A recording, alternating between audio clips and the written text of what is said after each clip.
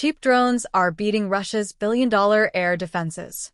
Cheap, mass-produced Ukrainian long-range one-way attack drones are breaking through one of the most expensive air defense networks ever assembled, with a 20 to 30% penetration rate that is proving sufficient to systematically dismantle Russia's oil refining industry and degrade its military logistics. A Ukrainian officer with direct command experience in the deep strike drone program disclosed in an interview with Militarnyi.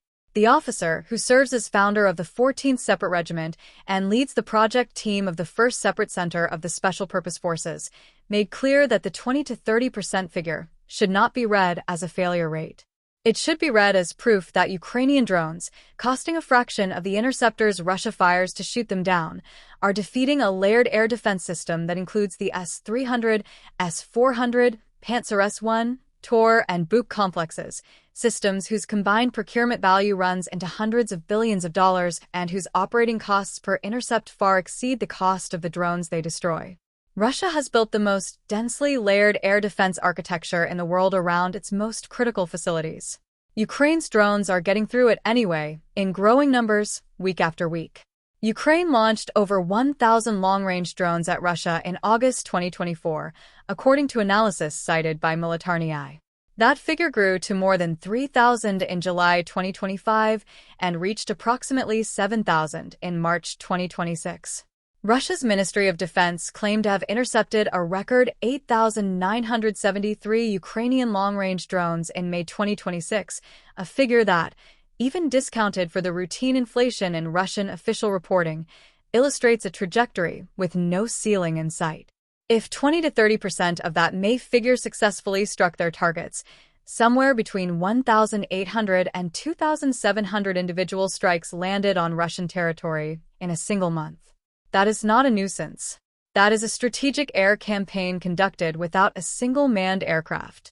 The officer addressed the difficulty of measuring the true cost-effectiveness of deep strikes, describing a return ratio that can reach $1 invested for every $100 of damage inflicted on the adversary, while acknowledging that the full consequences of a successful strike often take months to fully manifest.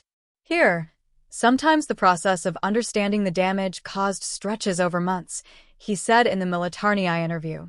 For example, you stop some enterprise or military facility. Or, for example, an operation against a military airfield. You suppress this airfield, they move their aircraft to another one, thereby increasing the flight distance, and they can make not 3 flights a day, but 2. This reduced the effect on our front line. Accordingly, we saved lives. How do you count that? The answer, as the oil infrastructure campaign demonstrates, is that the counting eventually becomes undeniable. Reuters reported in spring 2026 that nearly all major refineries in central Russia had been forced to halt or reduce production following Ukrainian drone strikes, with a combined capacity of affected facilities exceeding 83 million metric tons per year, equivalent to approximately 238,000 metric tons, 263,000 short tons per day. That represents roughly a quarter of Russia's total oil refining capacity knocked offline or degraded in a single campaign cycle.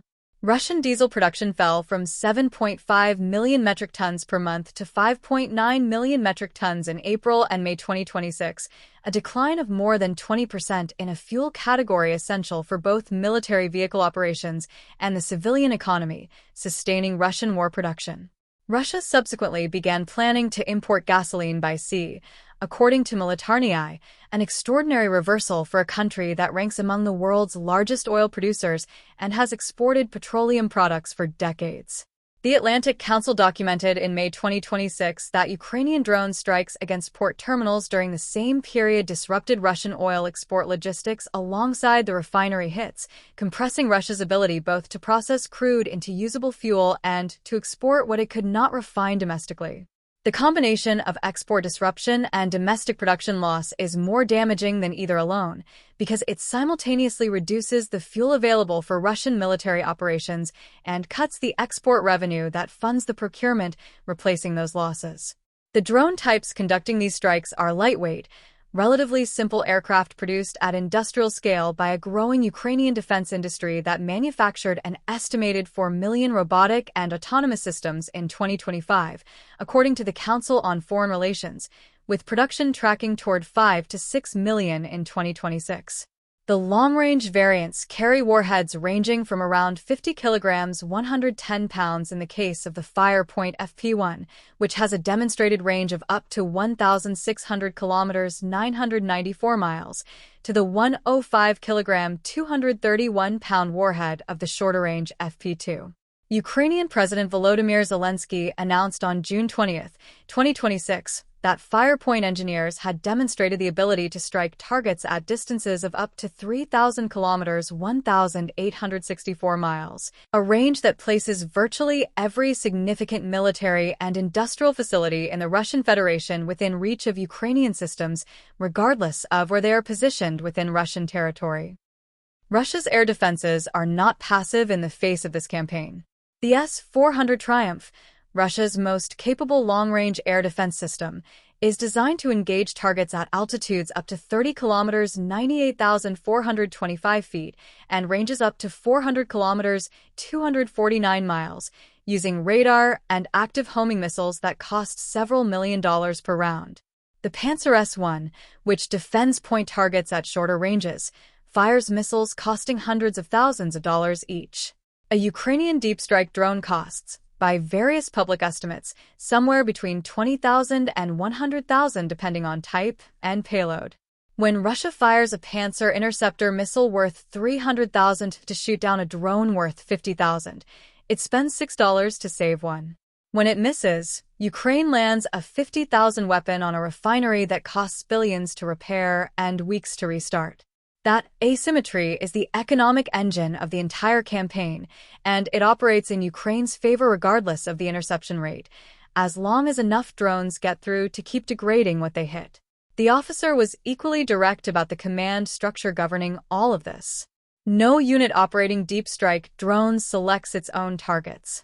Every strike takes place within a targeting architecture generated at the general staff level, with strategic plans running on monthly, bi-monthly, and 6-month cycles. Individual units can offer feedback on execution, but the target list arrives from above. "Look, it's a big system," he said. "There are bodies at the general staff level that generate certain strategies for a month, 2 months, half a year, on how this should work. That is, they pass down a certain task to us, we work it out. We can give some comments on how best to implement it, but we do not choose the targets." Russia spent decades and hundreds of billions of dollars building an air defense system designed to stop American bombers and cruise missiles. Ukraine bypassed the question of how to defeat it and asked a different one instead.